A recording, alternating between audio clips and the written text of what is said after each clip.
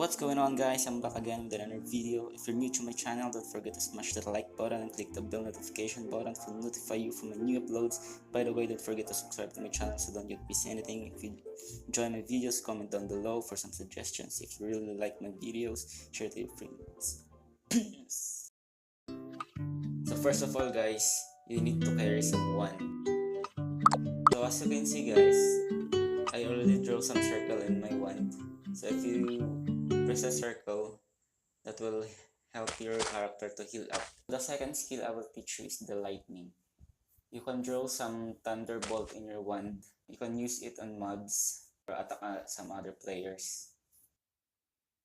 So the third skill I'm going to teach you is the wind. You can draw some triangle sign in your wand. You can use this wind to transport to other terrain or maybe to prevent some fall damage in your character so you won't take some damage when you fall.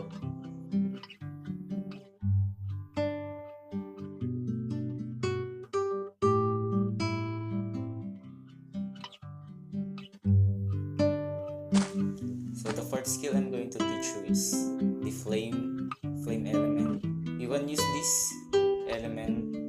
You can use this skill to kill some player or to kill some mobs. You can also use this on rocks, on ores like silver ore or gold ore. So you can mine some stone.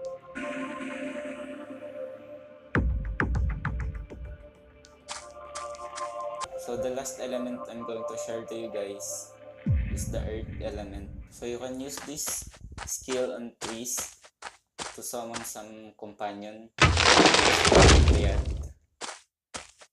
So you can also use this skill on rocks to summon some rock monster to be your companion in battle.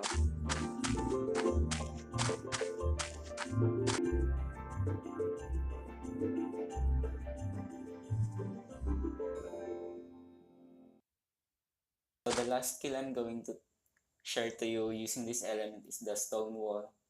You can use this wall to protect you and your companion from projectiles, from attacking from some enemies.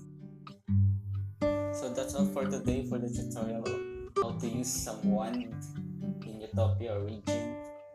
Hope you like it, guys. Comment down below if you want